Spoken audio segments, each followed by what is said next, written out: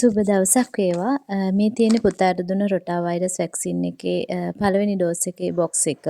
මේක 5572ක් වුණා. මීට අමතරව අප PD charges ගෙවන්න ඕන, hospital channeling charges ගෙවන්න ඕන. ඒ ඔක්කොම 3250ක් වුණා.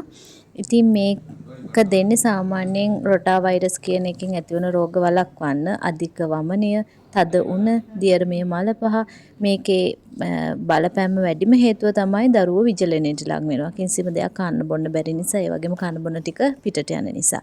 ඉතින් මගේ දුවට මේක දුන්නේ නැහැ. එයාට ගවර්න්මන්ට් ෂෙඩියුල් එක විතරයි මම ෆලෝ කළේ. ඒ නිසා එයාට මේ රෝග ලක්ෂණ නිතර ඇති වුණා. කීප විටම එයාට බෙහෙත් ගේන්න උනා. එතකොට බබාලාගේ බර අඩු වෙනවා, කෑම කන්නේ නැහැ සතියක් විතර යනකම්. ඒ නිසා මම මේ සැරේ අනිවාර්යෙන් පුතාට මේක දෙනවා කියලා තීරණය කරා. මේක මාස 6ට කලින් දෙන්න පුළුවන්. මේක සති 6න් පස්සේ දරුවන්ට දෙන්න පටන් ගන්න පුළුවන් ඩෝස් දෙකක් තියෙනවා. ගොඩාක් අය මේක වෙනත් එන්නත් නැති අවස්ථාවලදී දෙන්න පෙළඹෙනවා. ඒ කියන්නේ මාස 3ේදී වගේම 5ේදී.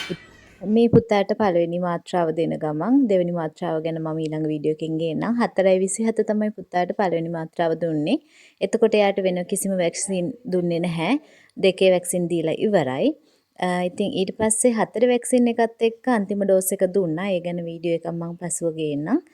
මේ ලීෆ්ලට් එකේ සඳහන් වෙනවා අපිට සාමාන්‍ය දෙන වැක්සින් එක මේක දුන්නට කිසිම ගැටලුවක් නැහැ කියලා.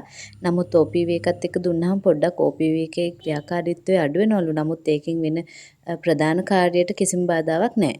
මේ එන්නත දීපු ගමම හොස්පිටල් එකේදී දරුවට කිරි දෙන්න යන්න එපා. මොකද වමනි ගියොත් නැවතත් මේක දෙන්න වෙන නිසා. ඉතින් නැවත මාස 4 වැක්සින් එකත් එක්ක හමු වෙමු.